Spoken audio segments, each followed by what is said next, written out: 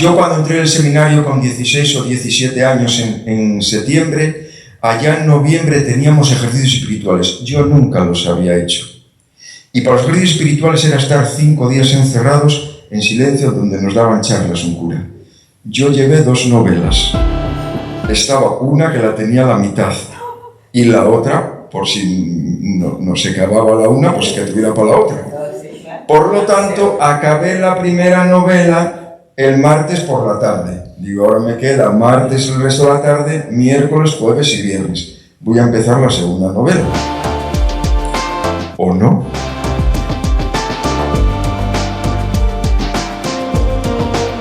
Pero una de las características que siento que sí he tenido encuentros, tal vez no el definitivo, ¿verdad? Que será, no sé en qué momento, es que le he perdido en los últimos años el temor a la muerte. El único miedo que tengo de morirme es no llegar a la presencia del Señor, pero no a la muerte como tal, que yo ya entendí que es parte de mi proceso, quizá por mi edad y las circunstancias.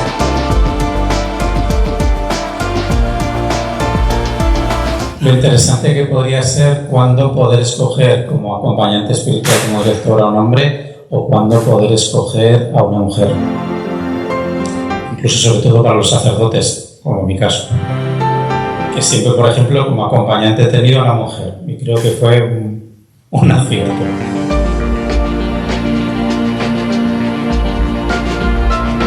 Yo lo quiero conocer un poco más a usted.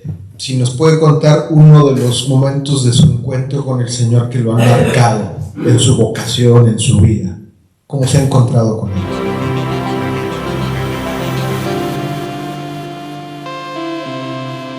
¿Cómo puedo saber cuál es la voluntad de Dios para mí?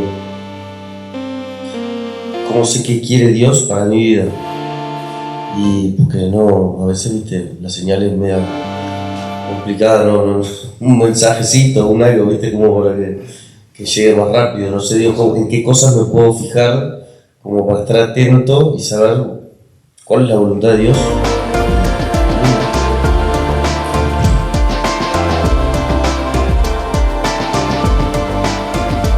O sea, no nos ayuda a ser buenas personas ser creyentes, no nos ayuda a ser buenas personas tener fe. Es decir, yo puedo ser generoso si tengo la experiencia de la generosidad que Dios ha tenido conmigo. Yo puedo ser servicial si tengo la experiencia de cómo Dios mismo se ha puesto a mi servicio. Era eso.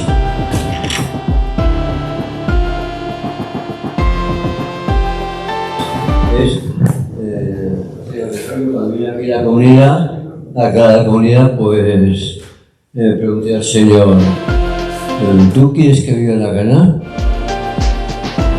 Y entonces me puse a orar y sentí una gran paz y una gran alegría.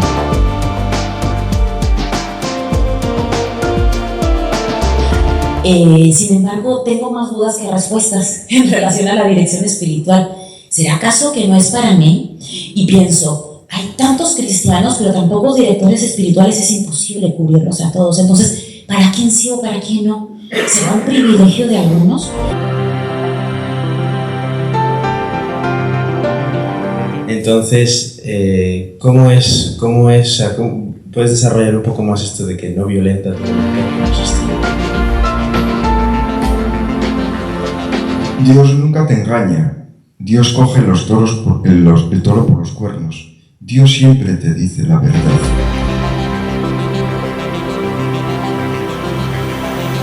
Para mí ha sido muy gráfico, me ha ayudado a entender el cardenal Tolentino, no sé si lo he leído, en donde para mí ha sido un descubrimiento que ha dicho los sentidos físicos también son un medio de encontrarse con Dios. No sé si puede usted por ahí profundizar eso.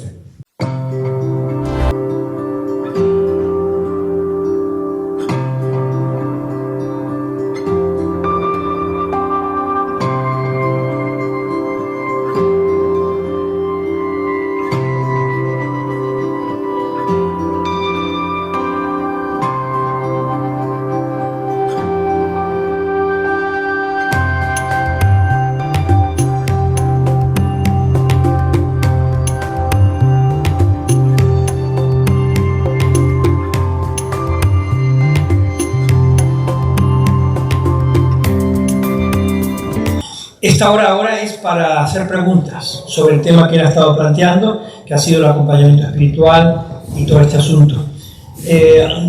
Doy una primera para darte una pauta, porque alguna persona me lo ha comentado. El tema de los abusos, en este caso del abuso del director espiritual o el movimiento espiritual. Cómo manejarlo esto, cómo darse cuenta de este asunto, cómo poner los límites, cómo actuar ante una realidad de este tipo.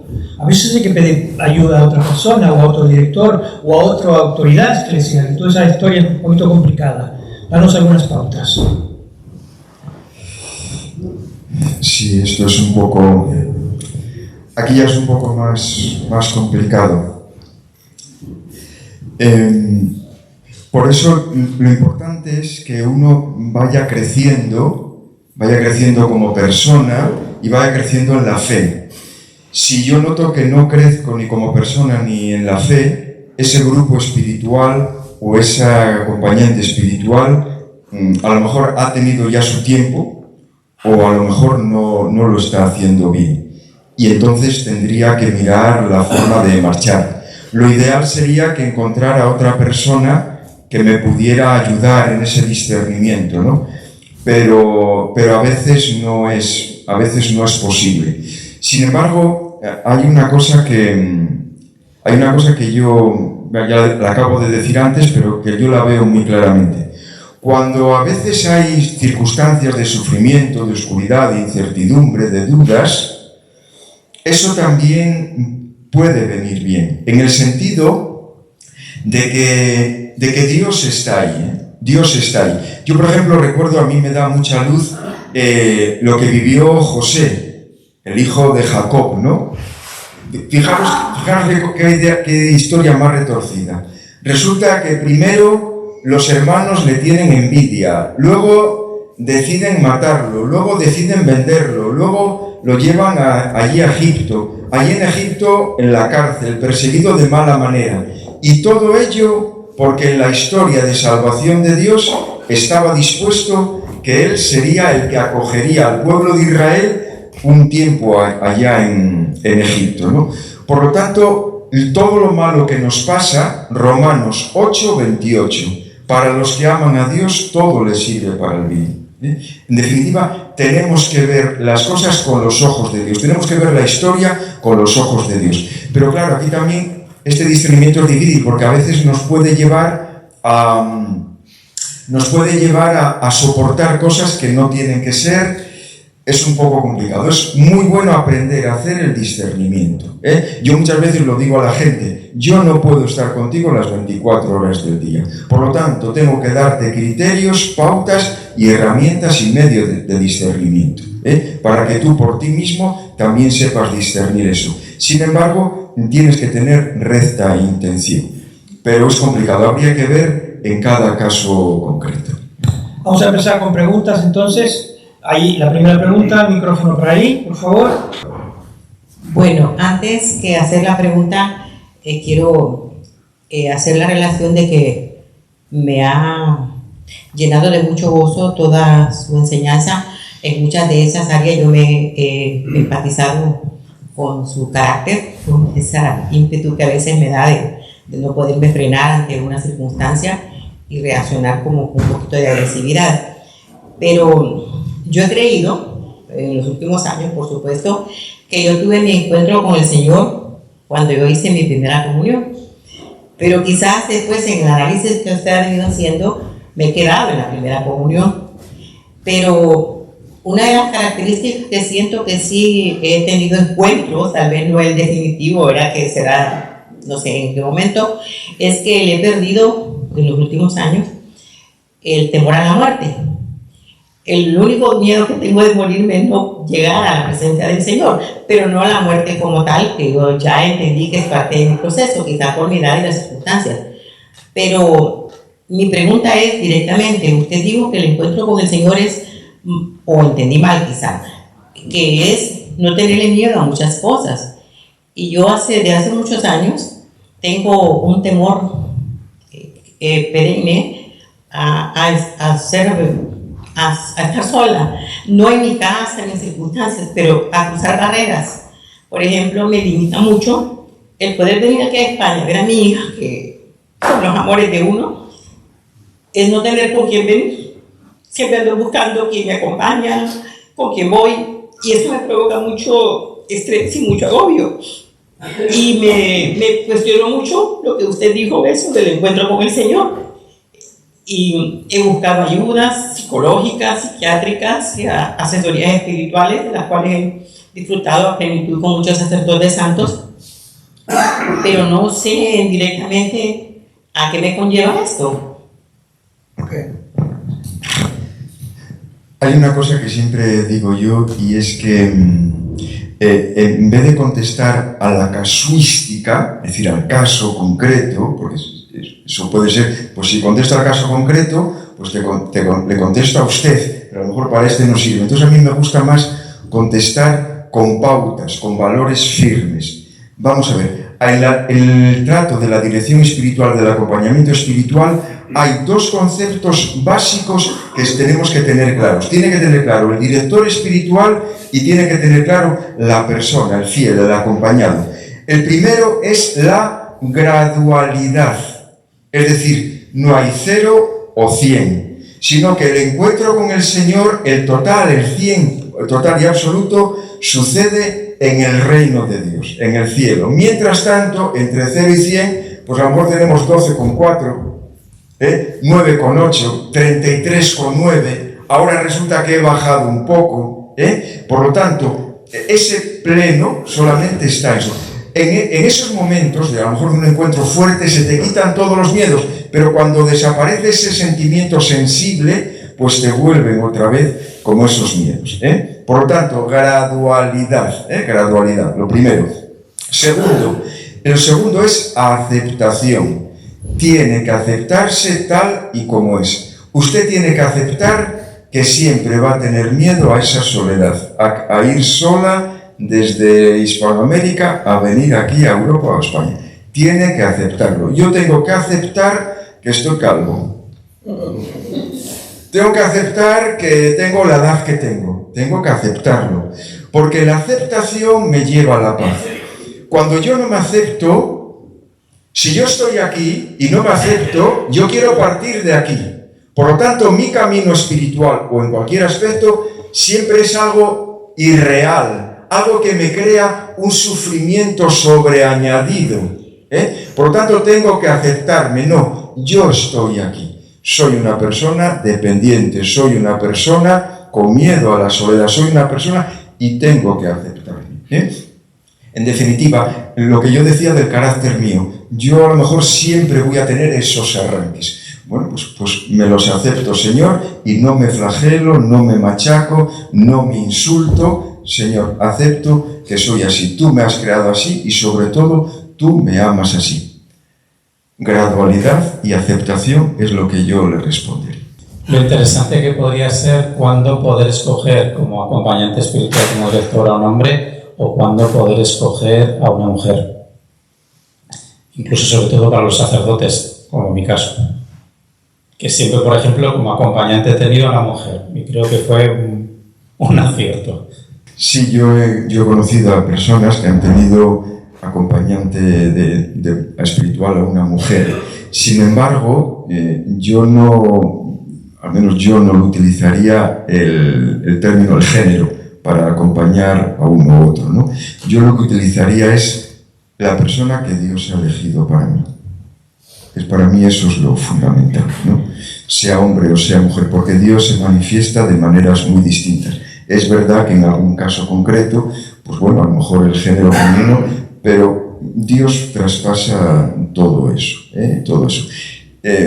No obstante, quizá el mayor problema que yo veo es que no hay donde escoger, ni mujer ni hombre, donde elegir. Pero bueno, en principio puede ser perfectamente una mujer. Si es del Señor, adelante con ella. La tentación no es a veces elegir uno que se parezca a mí, que se parezca a mí, o que, como tú decías, que sé que me va a responder lo que yo quiero. No es a veces la tentación. Sí, puede ser esa tentación de lo que más me conviene, lo que más me gusta, lo más cómodo, tranquilizo mi conciencia, pero no es el que me viene de parte de Dios. Este es el problema. Yo lo quiero conocer un poco más a usted. Si nos puede contar uno de los momentos de su encuentro con el Señor que lo han marcado en su vocación, en su vida. ¿Cómo se ha encontrado con Él? Bueno, vamos a ver, yo siempre fui creyente, fui de una familia creyente y ya desde muy niño pues estuve con un sacerdote que fue el que al final me acompañó al seminario. Tenía una vocación de suscitar vocaciones sacerdotales. Entonces yo ya con 14 años quise ir al seminario, entré con 16, 17 años, pero yo no me encontré con el Señor hasta los 19 o 20 años. En ese momento fui consciente. Digo consciente porque luego uno se da cuenta de que el Señor siempre ha estado. Y fue de este modo y manera. Cada uno lo tiene de su modo y manera. Este es el mío. Pues nosotros estudiábamos en el seminario y luego a las 8 de la tarde teníamos la misa, los seminaristas. Y entonces éramos unos 12 seminaristas y un sacerdote pues celebraba la misa. Y en aquel momento, cuando era el momento de la consagración, el sacerdote nos mandó, como siempre, que nos pusiéramos todos los seminaristas alrededor del altar. Él estaba consagrando. Consagró y después de la consagración yo estaba con aquellos compañeros como siempre había estado. Pero en aquel momento noté que me invadía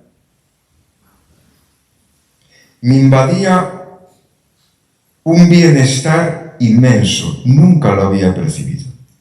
Percibía enseguida un amor tremendo hacia aquellos que estaban a mi lado. Pero era un amor distinto.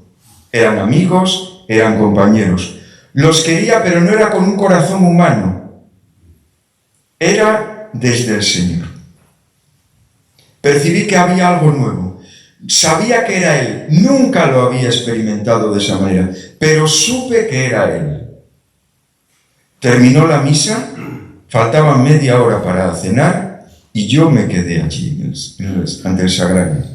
Y sentí una voz de un texto de Lucas, que fue el que puse en la ordenación mía, como recordatorio.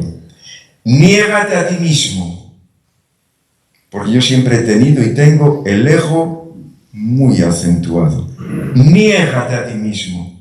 Ya lo entendí luego más adelante. Sácate a ti de ti para que quepa yo dentro. Sin embargo, esto puede ser el colofón. Pero tan importante como esto es la preparación, que yo no sabía. Y os voy a contar la preparación, porque nada sucede porque sí. Sucedió porque había habido una preparación previa. Y la preparación previa sucedió en diversos momentos. Si tenéis un poco de paciencia os lo digo, es precioso. Yo cuando entré en el seminario con 16 o 17 años en septiembre, allá en noviembre teníamos ejercicios espirituales. Yo nunca los había hecho. Y para los ejercicios espirituales era estar 5 días encerrados en silencio donde nos daban charlas un cura. Yo llevé 2 novelas. Estaba una que la tenía a la mitad y la otra, por si no se acababa la una, pues que tuviera para la otra. Por lo tanto, acabé la primera novela el martes por la tarde. Digo, ahora me queda martes el resto de la tarde, miércoles, jueves y viernes. Voy a empezar la segunda novela. ¿O no? Y digo, bueno, voy a meditar, a reflexionar sobre lo que me dice este sacerdote. Ahí cambió mi vida. No lo supe entonces. No lo supe.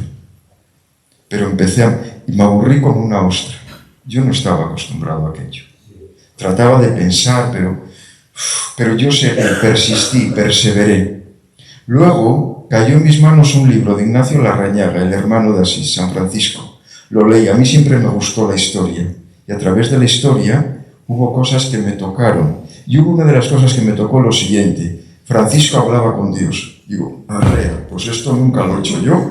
Pues voy a hablar yo con Dios. Dejé el libro, salí como un tiro de la habitación del seminario, entré en la capilla, me puse a hablar con el Señor, hablé con él 5 minutos, callé, dije, ahora te toca a ti, y no habló. Y entonces me marché a leer, porque yo leía y al leer mi corazón ardía. como allí en los de Maús. Y al volver a leer ponía otra vez un poco más adelante, y Francisco hablaba con Dios y Dios le contestaba. Esto es lo mío. Quizá escuché de esta parte, debo tener algo mal, y entonces igual sea de esto. Fui para allá, 5 minutos más, puse la otra oreja, no había nada que hacer. Marché otra vez. Pero seguí insistiendo. ¿Tú sabes lo que es ponerse allí y no escuchar nada?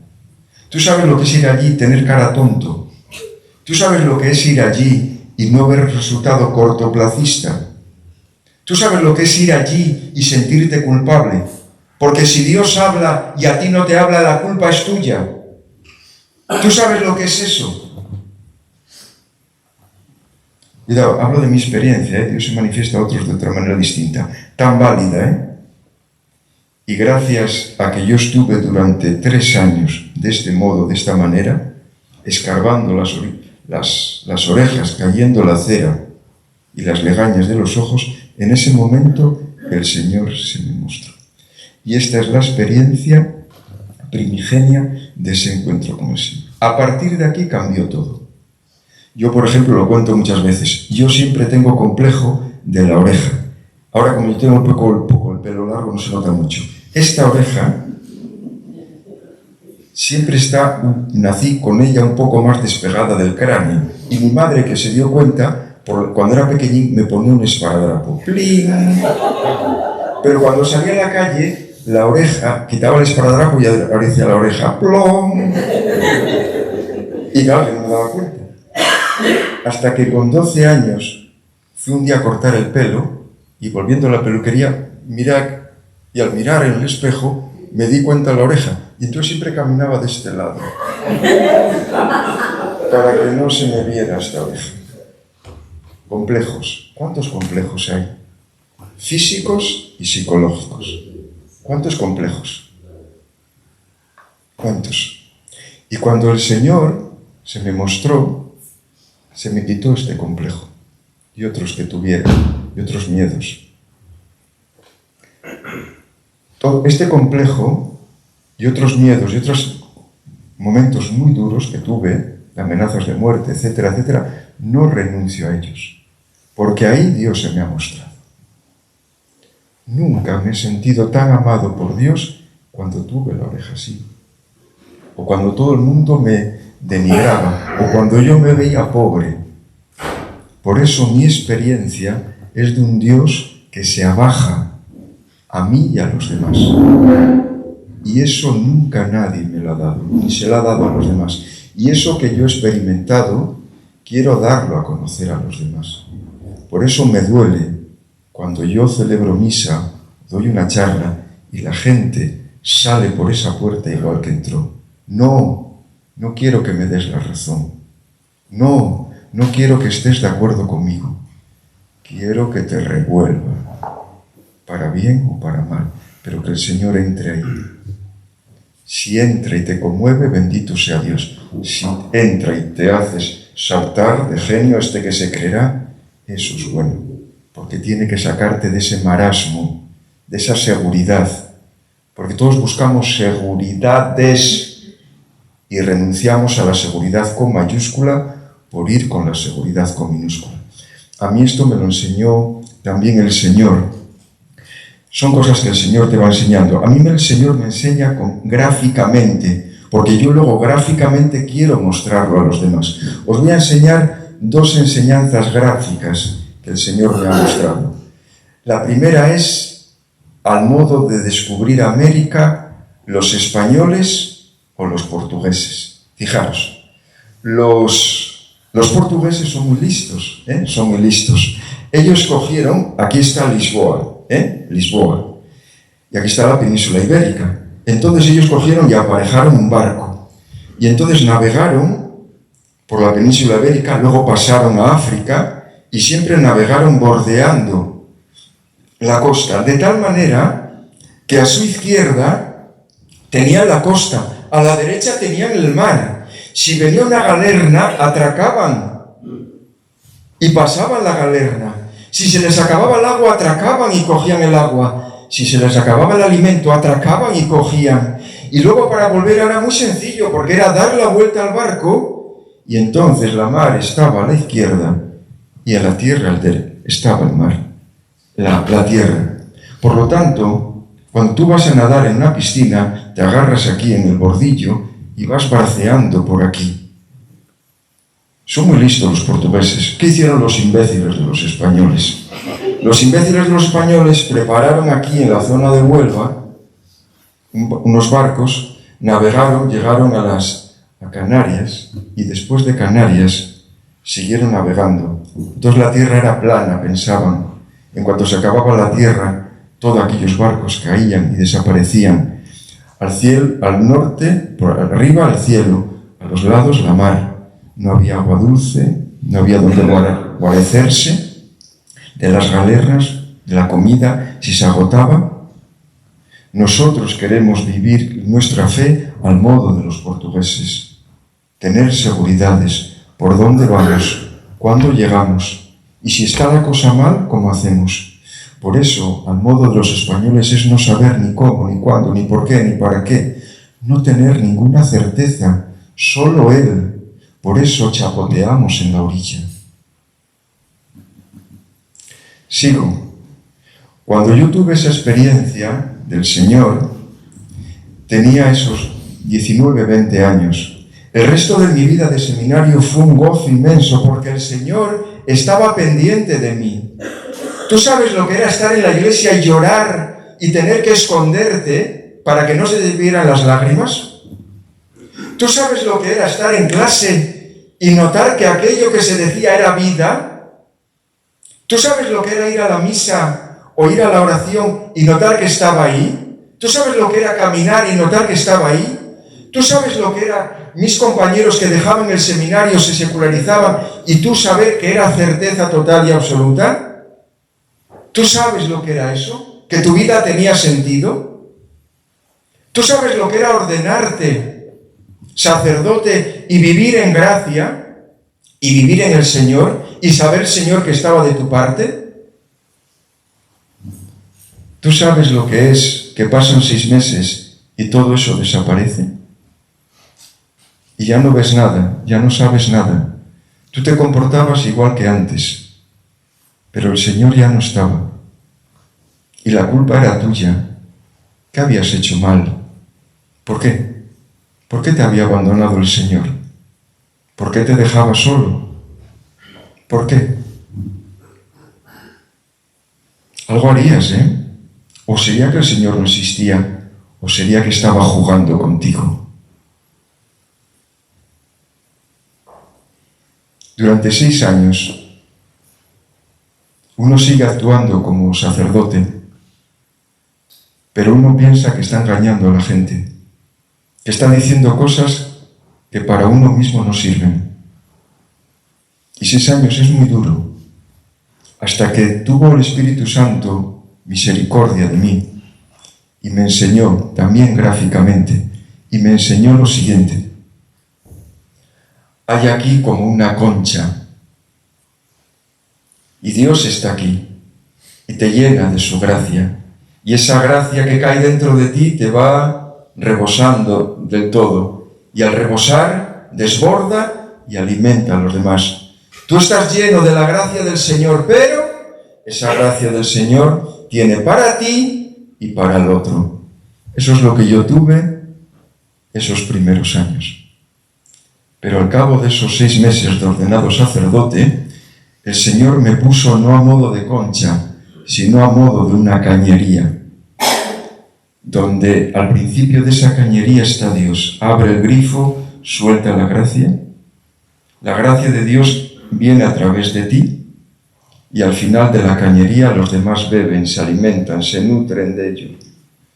Y una vez que Dios cierra el grifo, la cañería queda vacía, pero los que han bebido de ella marchan satisfechos, plenos, y consideran que eres bueno, santo, y tú te encuentras vacío. ¿Estás dispuesto a ser una cañería el resto de tu vida para los demás?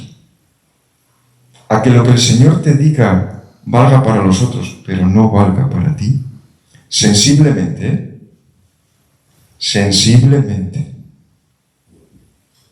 Porque luego, y con esto ya termino, estos son otra serie de pautas, son muy importantes tenerlas en cuenta. Es lo que llamo yo los modos de conocimiento. El primer modo de conocimiento es el modo sensible.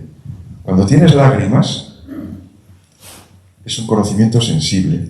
Cuando sientes un gozo que parece que el corazón te revienta, es un conocimiento sensible. Cuando estás en una convivencia, todos en palmas, es un conocimiento sensible. Cuando recibes la absolución y sientes una paz interior, es un conocimiento sensible. Cuando lees un libro y aquello te emociona, es un conocimiento sensible. Cuando alguien te abraza, es un conocimiento sensible.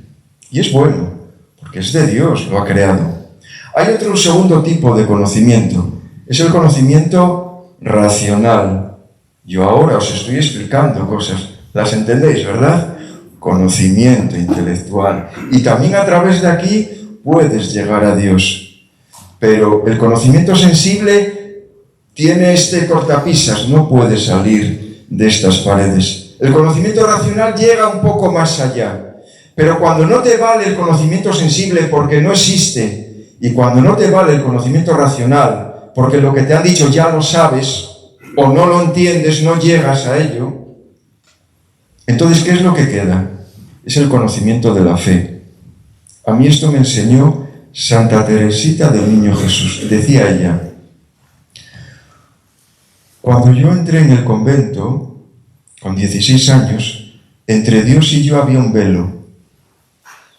Se transparentaba, se tocaba. Ahora, con 24 años, enferma de tuberculosis, a punto de morir, entre Dios y yo hay un muro. No siento, no veo, no sé, pero sé que detrás del muro está Él. El conocimiento de la fe no es lo que sabes. El conocimiento de la fe no es lo que entiendes. El conocimiento de la fe es lo que sabes. Yo sé que tú estás aquí, Señor. Aunque todos digan, aunque yo no vea nada, aunque no te sienta, aunque todo me vaya mal. Profeta Habacuc, aunque los establos se vacíen de ganado, aunque las higueras no den higos y los graneros estén vacíos, yo exultaré y te alabaré, Señor mío, por siempre jamás. Cuando tú eres capaz desde la misma cruz de alabar y bendecir al Señor, estás teniendo el conocimiento de la fe. Bendito seas. ¿Sabes por qué? Porque eres invencible. Nada puede contra ti el enemigo. Porque muchas veces nuestra fe depende de las circunstancias, favorables o desfavorables. Por eso somos una montaña rusa. ¡Ay, ay, ay! ¡Ay, ay, ay! ¡Ay, ay! Los santos siempre van así, porque se apoyan en el Señor, no en las circunstancias exteriores o externas. Bueno, tenía una pregunta que pues habló de discernimiento, ¿verdad?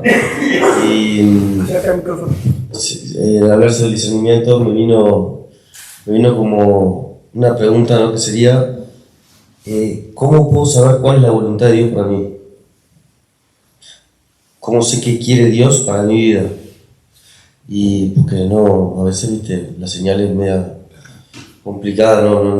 Un mensajecito, un algo, viste, como para que llegue más rápido. No sé, digo, en qué cosas me puedo fijar como para estar atento y saber cuál es la voluntad de Dios en mi vida. Bueno, atención, esto es muy importante. Esto es lo que os dije que hice yo. Vamos a ver.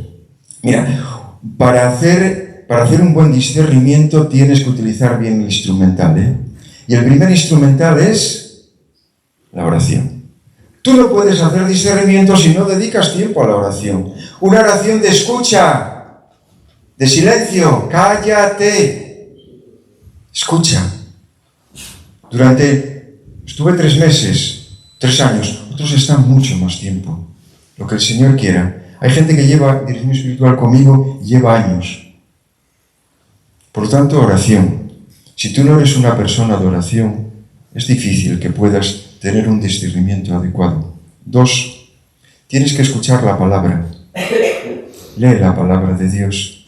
A lo mejor no va en el momento, pero esa palabra de Dios va calando, va siendo una semilla que fructifica cuando menos lo esperas. 3. Tienes que hacer sacrificios, tienes que morir a ti mismo. Esas pequeñas cosas, pasar por la acera, en este alimento, no protestar, no quejarte, tratar de ser puntual. 4. Utiliza los sacramentos, confiésate.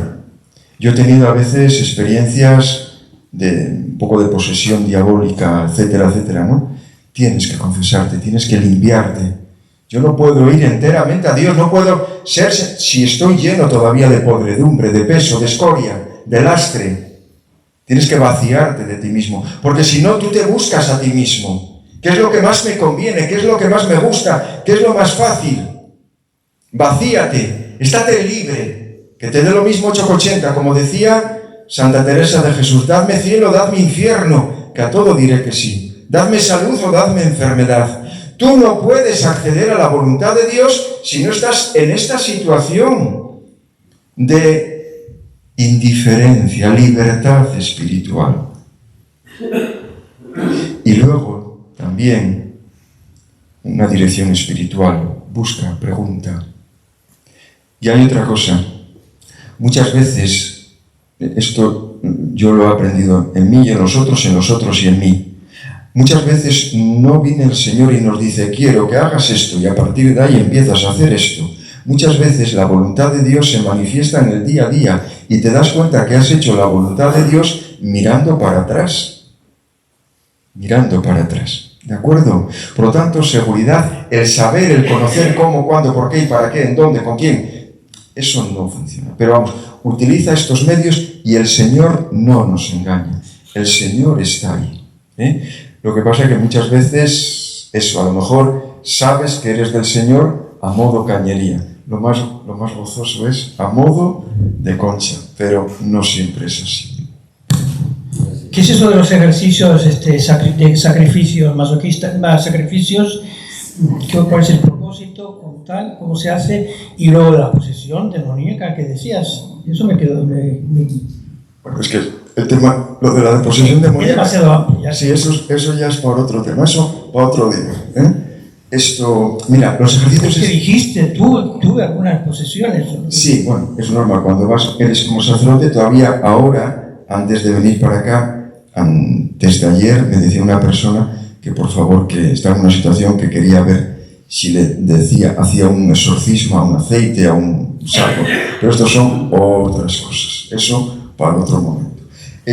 Los sacrificios va a aquello que decía Jesucristo, ¿no? Lo leíamos hace poco en San Lorenzo, el día de San Lorenzo, ¿no? El día 10, el jueves, en el Evangelio. Si el grano de trigo no cae en tierra y muere, no puede dar fruto. Por lo tanto, el sacrificio es morir a uno mismo, a mis gustos, a mis deseos, para que la voluntad de Dios surja ahí. O también lo dijo Jesucristo de otras maneras, ¿no? Niégate a ti mismo. En definitiva, el sacrificio no es fortalecer la voluntad, a ver hasta dónde estoy dispuesto yo a llegar, a ver hasta a lo que puedo hacer, ¿no? Sino liberarte de ti mismo, para vaciarte de ti mismo, para que el Señor entre dentro de ti. Y sucede un milagro, una contradicción. Cuanto más te vacíes de ti mismo, más eres tú mismo. Nunca eres más libre que cuando estás lleno de Dios. Nunca eres más tú mismo que cuando dejas de estar esclavo de un bombón, de un móvil, de unas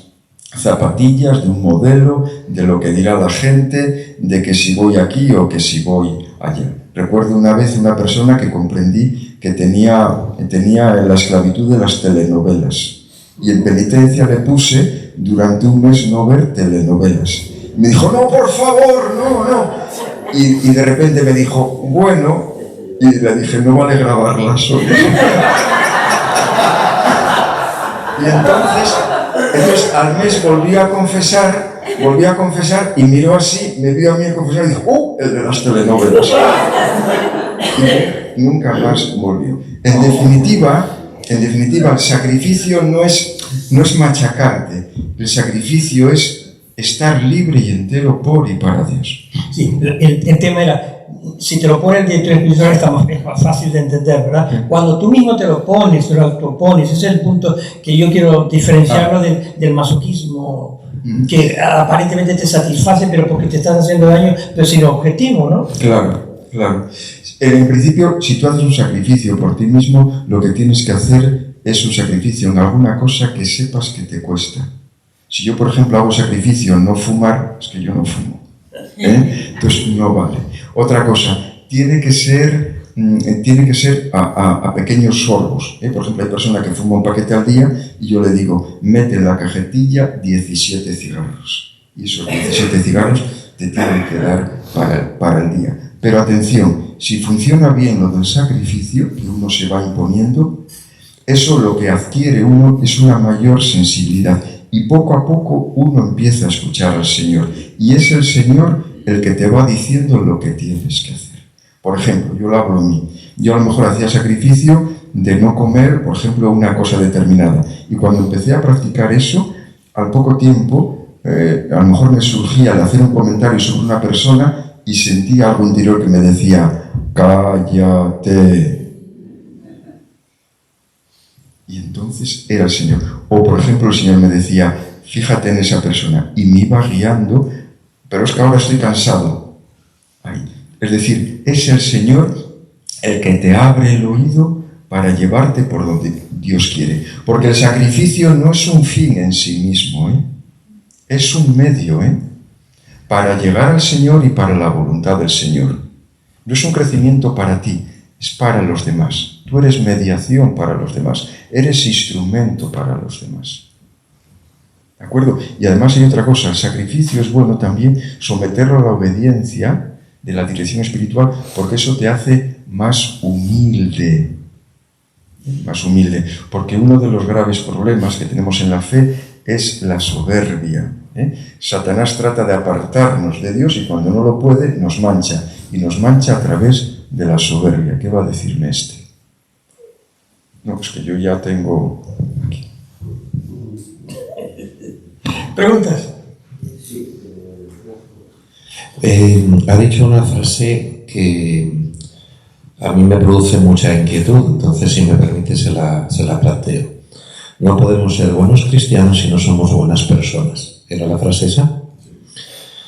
Digo que esa frase a mí me produce mucha inquietud porque, bien dicho así, está muy claro, ¿no? Pero depende mucho de cómo lo interpretemos.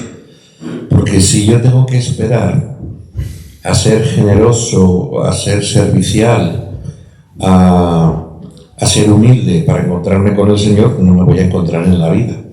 Eso es evidente. Por otro lado, porque es evidente que la bondad, la buenomía, no es exclusiva de los cristianos. Todos conocemos buenísimas personas que no creen o que tienen otro tipo de fe. Pero a mí me gustaría, ¿y por qué no lo planteamos al revés? O sea, ¿no nos ayuda a ser buenas personas ser creyentes?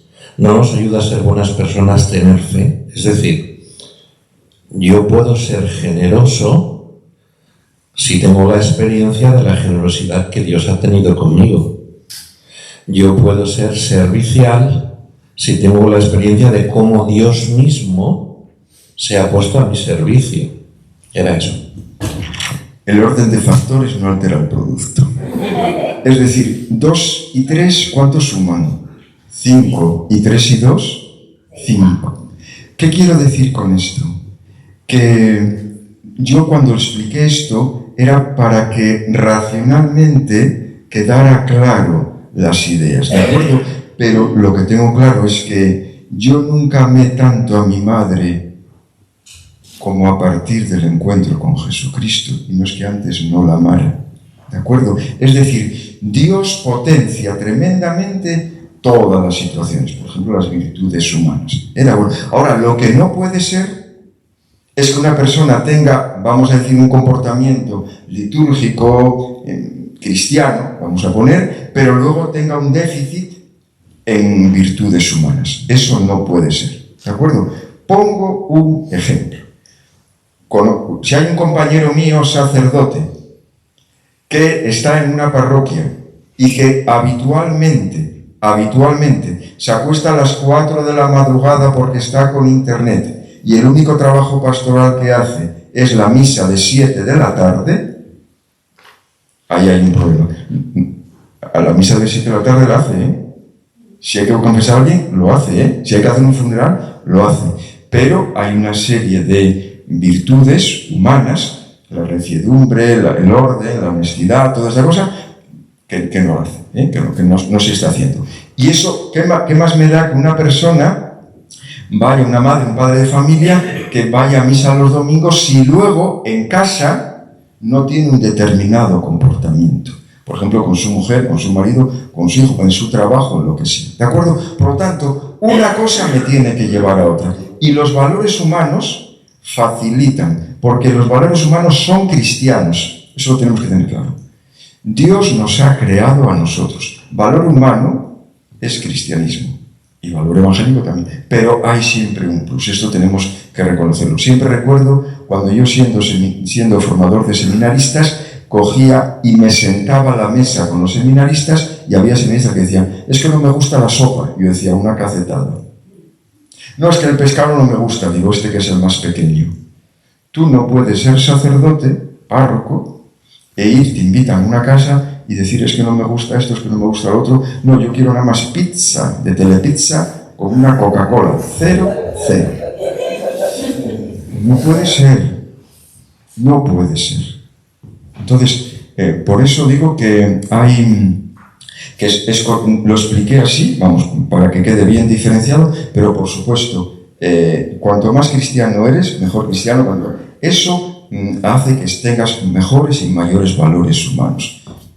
Y a veces, al vivir uno en la fe, cuando uno tiene el encuentro con el Señor, eso tiene que producir inmediatamente y produce un crecimiento en valores humanos y viceversa.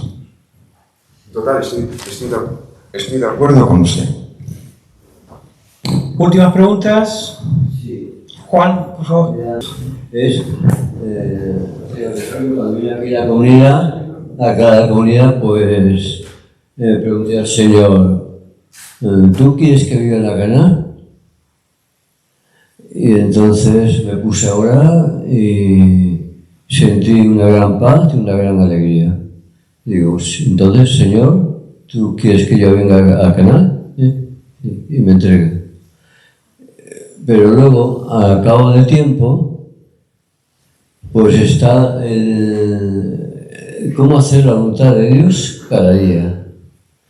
Y luego otro problema, quizás sean los que hay que vaciarse, los apegos.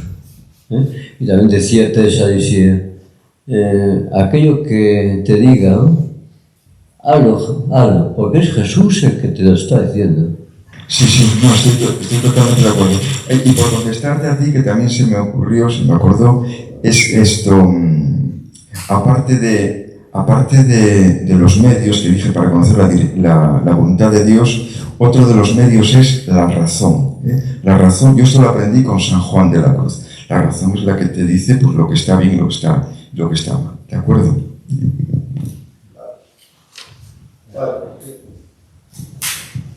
Hace unos días, entrevistando a un sacerdote, me dio una respuesta que a mí me gustó. Que para él fue satisfecha, a mí también, pero ahorita ya la cuestiono. Antes de entrar al seminario le dijeron que fue a comer con una persona y al despedirse le dice a la persona mayor, ojalá Dios quiera que yo entre al seminario y sea sacerdote. Y la mujer mayor le dijo, si usted quiere, Él va a querer. Y ahorita en lo que nos decía, ¿qué tanto es lo que nosotros queremos con lo que Dios quiere?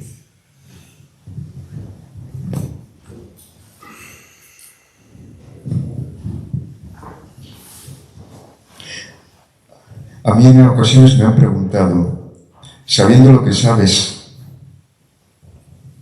¿volverías a ser sacerdote? Sabiendo lo que sabes, ¿tú te volverías a casar?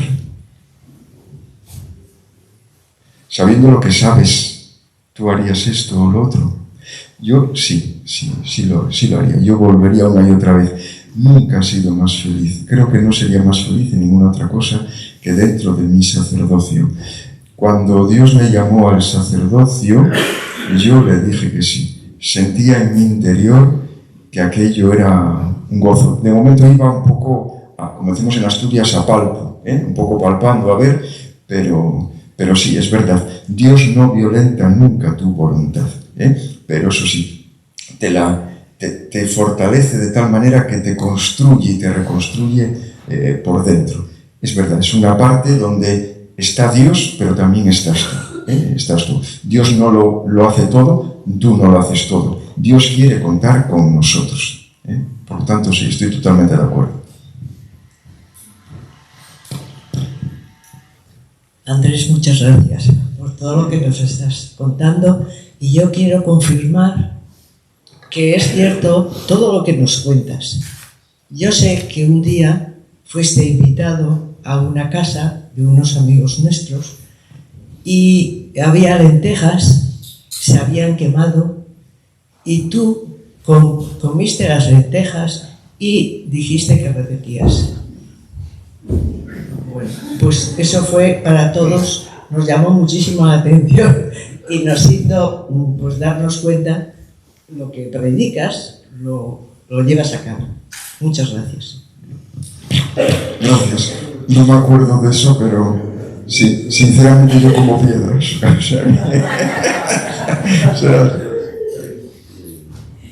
Muchas gracias, Padre, en primer lugar. Un gozo escucharlo.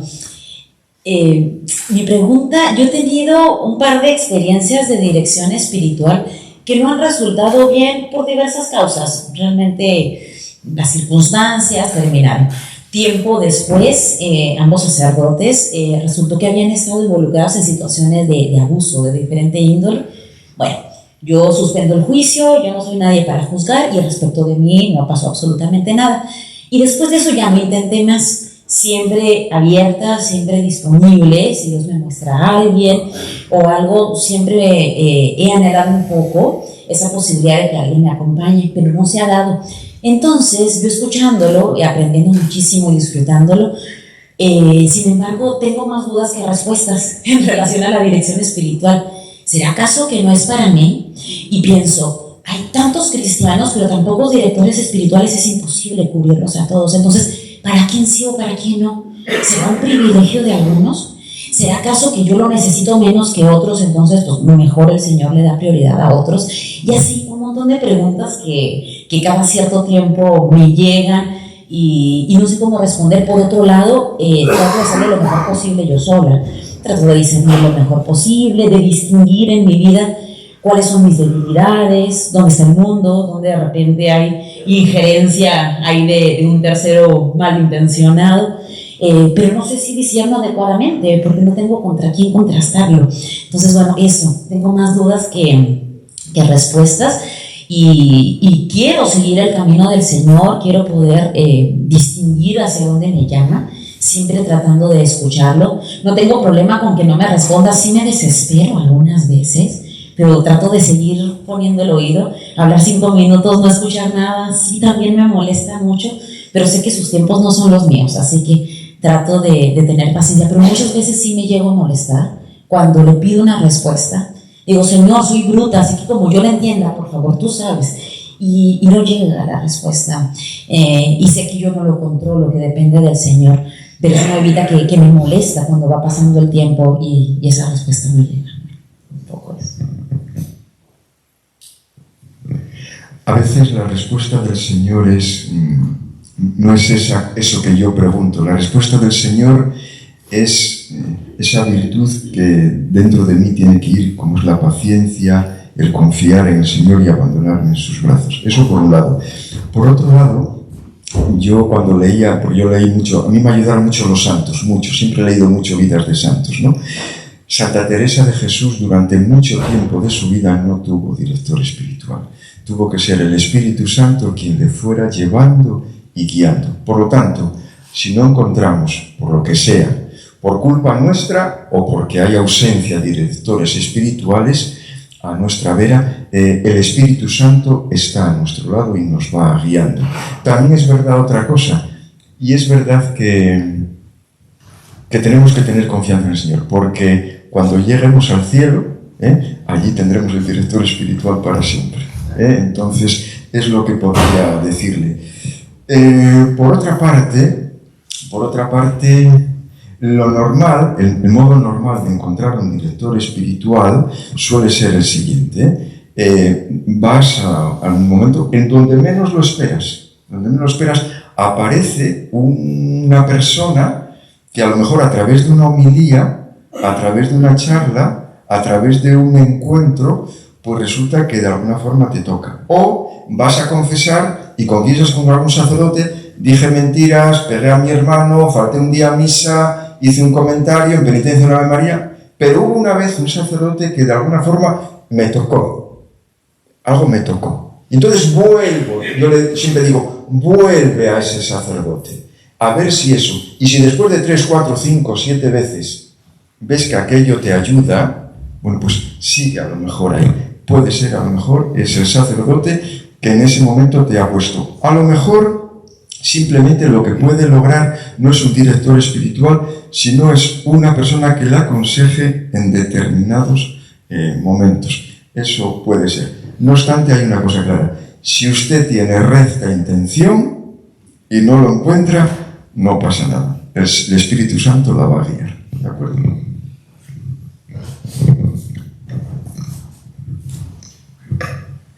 Padre, antes ha dicho una frase que se me ha quedado, que es que Dios no violenta nuestra voluntad.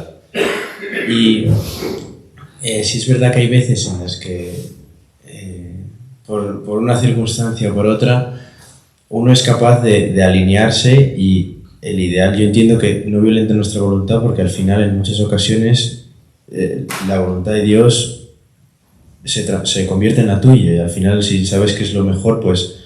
Pero igualmente hay muchas veces que por no sé, por las ideas que tienes tú, o por la concepción que tienes tú de tu vida, o lo que quieres hacer por tu propia voluntad, muchas veces si no estás en línea con Dios, te pide algunas cosas que te da un poco la risa y dices, estás tú. Entonces, ¿cómo es? ¿Puedes desarrollar un poco más esto de que no violenta tu voluntad? ¿Cómo es esto de que...? Dios nunca te engaña. Dios coge el toro por los cuernos. Dios siempre te dice la verdad, pero nunca te fuerza absolutamente a nada. Dios no te engaña. Cuando alguien te dice la verdad, tu verdad, eres pobre, eres pequeño, eres soberbio, eres impaciente, o cualquier circunstancia, o no vas a llegar a eso que tú te dice la verdad, eso es algo que te ayuda a poner los pies en el suelo. Eso por un lado, ¿no? Pero Dios no te fuerza a que hagas lo que tú no quieres hacer. Sin embargo, cuando tú no haces lo que Dios te pone, eso va a pesar sobre ti. Yo hablo ahora de mí mismo. ¿Cuántas veces me arrepiento de no haber hecho caso al Señor? Porque eso al final ha repercutido en contra mía, pero sobre todo en contra de sus hijos. Por yo no ser un sacerdote santo, muchos fieles se han ido perdiendo a mi vera, o han quedado raquíticos, han quedado enanos. Pero Dios a mí nunca me ha forzado. Yo eso lo he experimentado, pero siempre me ha dicho la verdad, siempre me ha mostrado la verdad. Aunque yo muchas veces he procurado taparme, justificarlo, porque como soy cura, yo he estudiado mucho teología, mucha moral, y sé mucho por dónde apoyarme o eso, para autoconvencerme de lo que más me conviene. Pero Dios me va mostrando siempre lo que es. Dios nunca me fuerza. Eso es la experiencia que tengo. Eso por un lado. Y otra cosa, como me gusta, he visto tantos fracasos matrimoniales, he visto ahora un detalle. Cuando has preguntado tú y has terminado de preguntar, el marido, José Antonio, ha hecho un acto sexual con su mujer. Y esto quiero dejarlo bien claro, porque esto es otra de las pautas que muchas veces tengo que explicar en la dirección espiritual, sobre todo esponsal. Tenemos que distinguir entre la sexualidad y la genitalidad. Y muchas veces hacemos un reduccionismo a la genitalidad. La sexualidad es cualquier manifestación amorosa que se tiene, por ejemplo, en este caso, entre el marido y la mujer. Cuando ella hizo la pregunta, ella sacó algo, una preocupación que tenía dentro de sí. De alguna forma puede sentirse culpable porque a lo mejor por su culpa no ha encontrado una dirección espiritual y no está siendo fiel al Señor. De alguna forma se ha desnudado aquí. Y enseguida el marido ha querido apoyarla, ha querido sostenerla, ha salido de su amor y ha tenido un gesto de sexualidad, es decir, de amor. Ha rozado con su mano en su rodilla y yo he sentido como me he emocionado. ¿Sabes por qué? Porque el amor siempre me lleva a Dios. Por eso alabo y bendigo al Señor por el amor que se manifiesta en todo momento, también entre estos esposos. Última pregunta. Va a revelar los motivos reales de la caricia. No, vivimos una cultura muy hedonista donde el tema de la abnegación está fuera por completo de la mentalidad cultural en la que vivimos. Eso es cierto. Pero también en algunos ambientes cristianos, no sé qué opina usted, se han ido al otro extremo y han confundido la fe cristiana con el estoicismo. Para mí ha sido muy gráfico, me ha ayudado a entender el cardenal Tolentino, no sé si lo ha leído, en donde para mí ha sido un descubrimiento que ha dicho: los sentidos físicos también son un medio de encontrarse con Dios. No sé si puede usted por ahí profundizar eso. Un especialista en discernimiento es San Ignacio de Loyola. Él, cuando estaba haciendo los ejercicios espirituales, que luego los puso por escrito, él siempre había escuchado en su espiritualidad, en la espiritualidad cristiana, que era bueno el sacrificio, se flagelaba. Satanás trató de que no lo hiciera. Y entonces, como no lo logró, empezó a decirle: a Dios le gusta que hagas eso, pero haces todavía poco, más. Y llegó un momento en que ese gozo que sentía en el Señor le desapareció totalmente. Por lo tanto, hay que tener mucho cuidado porque, lo que dije antes, los sacrificios son un medio, nunca son un fin en sí mismo. El fin solo es el Señor. Llegará un día en que la palabra de Dios desaparecerá, porque tendremos al Dios de la palabra. Llegará un día en que los sacramentos desaparecerán, porque tendremos al Dios de los sacramentos. Llegará un día en que la Iglesia desaparecerá, porque tendremos al Dios de la Iglesia. ¿De acuerdo? Por lo tanto, Dios es el fin último. Los otros son medios. Pueden ser medios sagrados, medios santos, pero son medios solos y exclusivamente. Cuando al final convertimos al Papa por el Papa, que al final no es el Papa, porque si el Papa no está de acuerdo conmigo, el Papa lo tacho, no tengo ningún problema. ¿De acuerdo? Entonces, y eso puede ser un engaño. Cuando yo voy al Señor y busco solo al Señor, entiendo perfectamente el Papa, la Iglesia, los sacramentos, los sacrificios, porque todo es lo que me lleva al Señor y todo es aquello que me da paz. Y los sentidos han sido buscados por el Señor. Esa manifestación amorosa es querida por Dios. Yo no podía decir: oiga, esas caricias, por favor, cuando estén en su habitación, hombre, aquí estamos en algo sagrado, pero ¿qué es lo que hacen ustedes, hombre? Una manifestación amorosa, fruto del amor, una caricia, un beso, una mirada, un tono a la hora de hablar, un ceder el puesto, un estar pendiente de traerle un poco de agua o de lo que sea. Esos son los sentidos, porque yo cuido a mi amado o a mi amada. Y cuido esto que Dios me ha dado. Me ha dado esta mano y la cuido, pero esta mano es una mediación, un instrumento. ¡Meca! Se me ha puesto aquí una mancha. Esto es de viejo. Esto es de la edad que va pasando y que me voy acercando a mi Señor Jesucristo.